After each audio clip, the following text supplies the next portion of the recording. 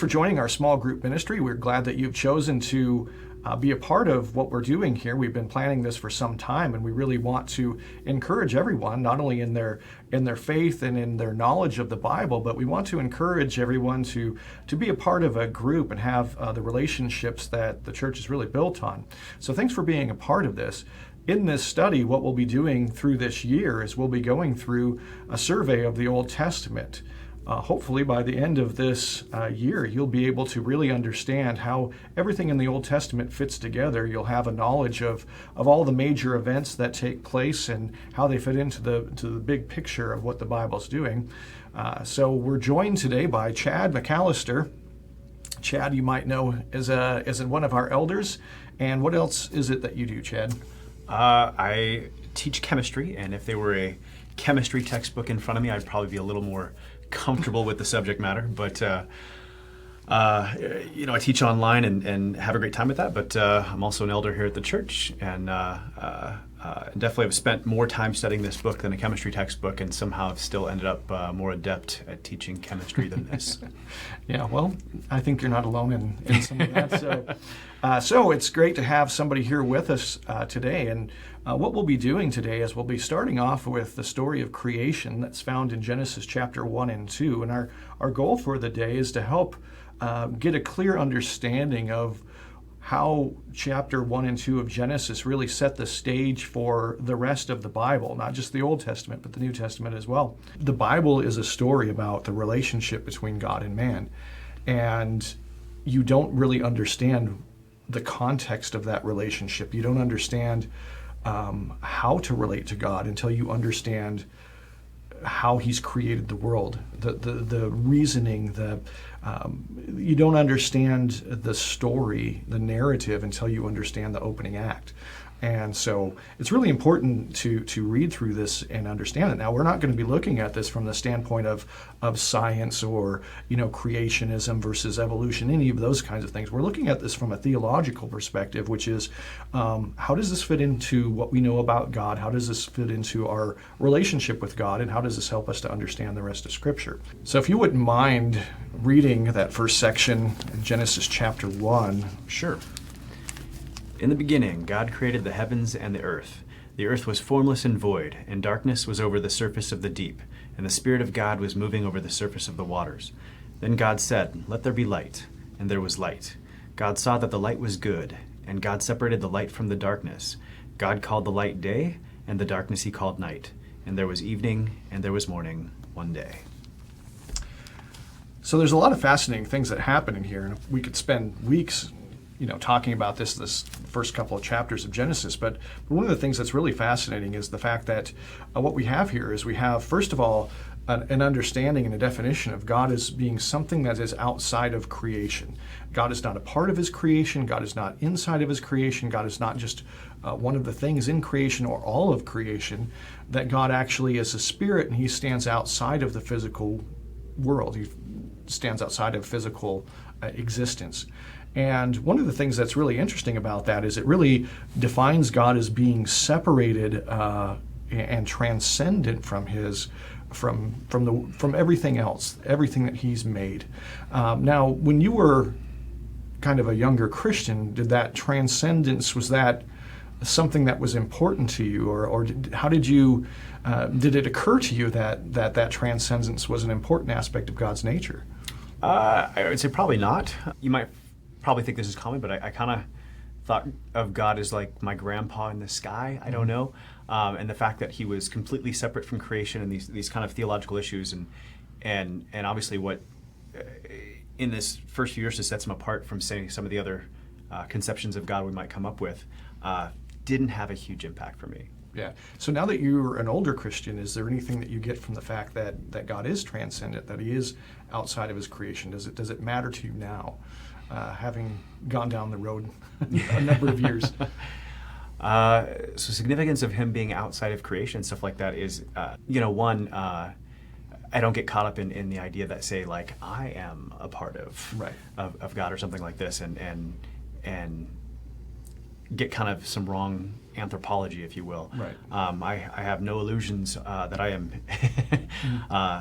while made in the image of God, I am definitely not God. Mm-hmm. Yeah, and I think that the other nice thing about it is that nobody else is either. Right? Yes, yeah.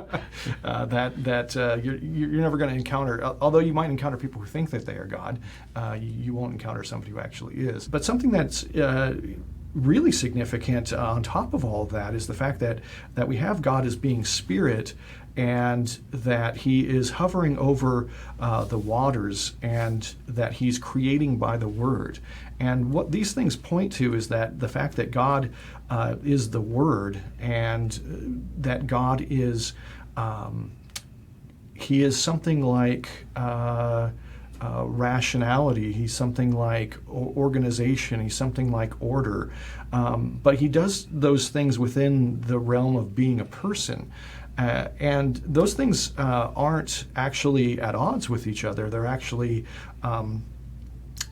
really important that those things go together. Really, the whole point of this, I think, story of creation is that what God is doing is he is ordered, he is rational, and he is a person, and that he is creating something that reflects that.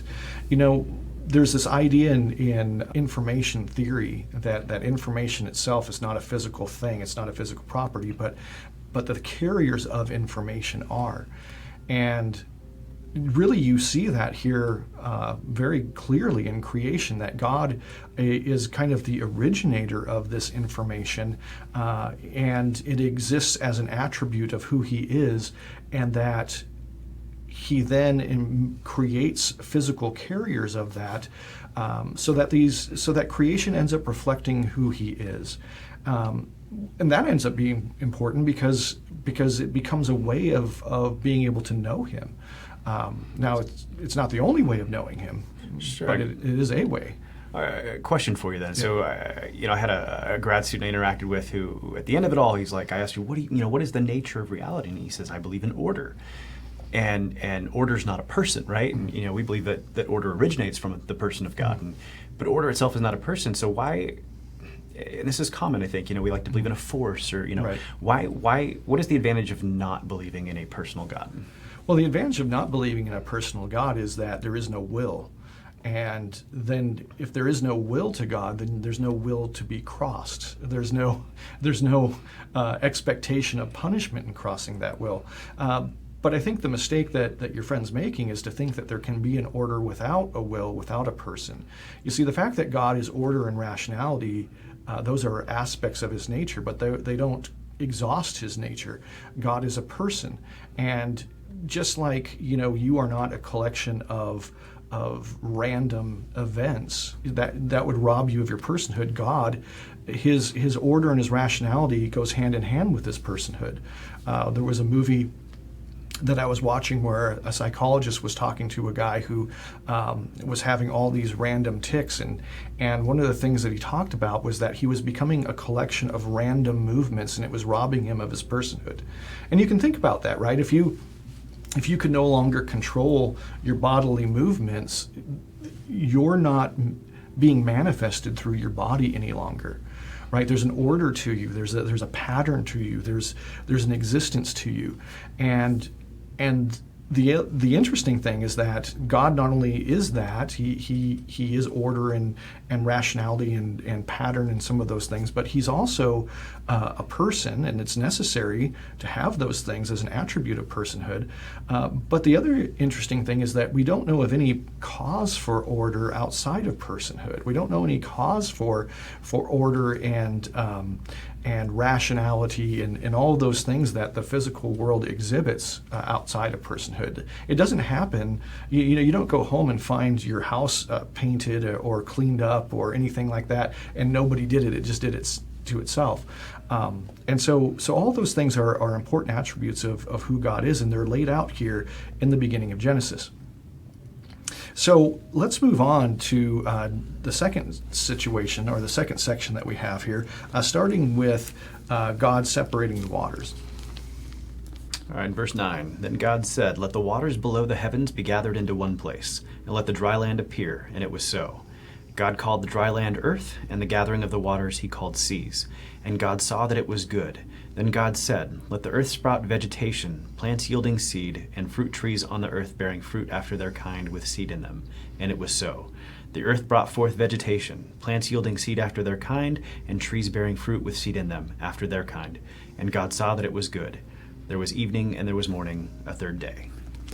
All right, so one of the things that's really fascinating here is that we have in this section a picture of two different words being given on the same day.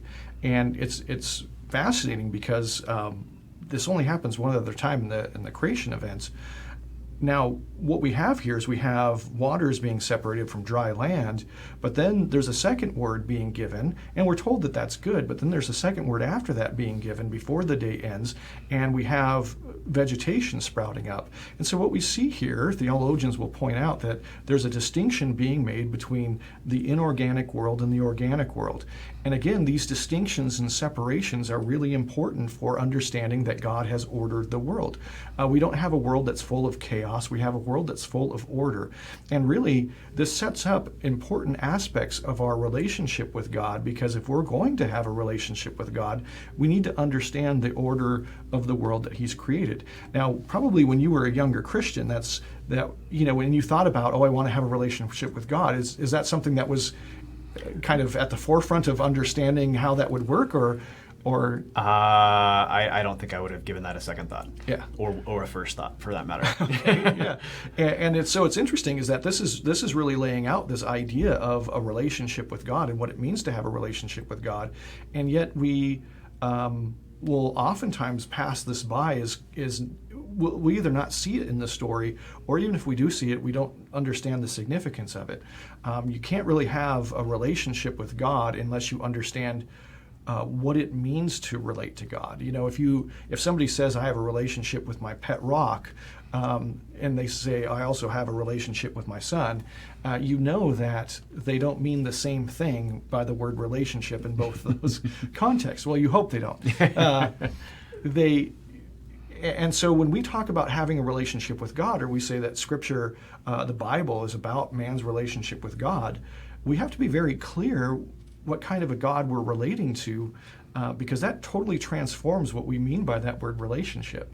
We're not talking about just having some good feelings or having a big grandfather in the sky that's going to help us out every time we have problems or any of those kinds of things. We're relating to a very specific type, a very specific person.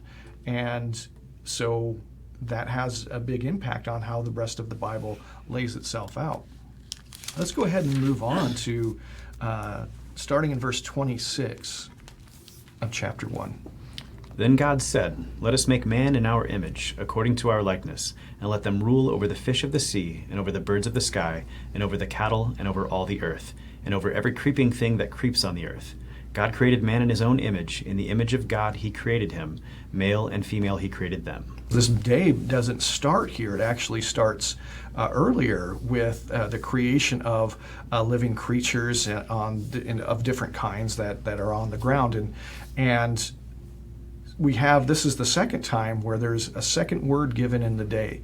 And this second word is a distinction between animals and people, meaning that people are not just animals. But I do find it interesting that if you're say adopting scientific naturalism, you're an atheist. You got three big creation events that are difficult to explain, and one is the creation of the universe. Why is there a universe at all? And the second is life, from non-life, and it's an interesting transition. And then the final one is consciousness, and I find it interesting that that's actually the exact three things that are addressed in these three places, all in chapter 1. So the Bible is actually pointing out the fact that man is different. Man is going to be in another category. And when we look at chapter 2, this idea of man being different than everything else is going to be incredibly important to the rest of the story. So let's look at the rest of the story in chapter 2.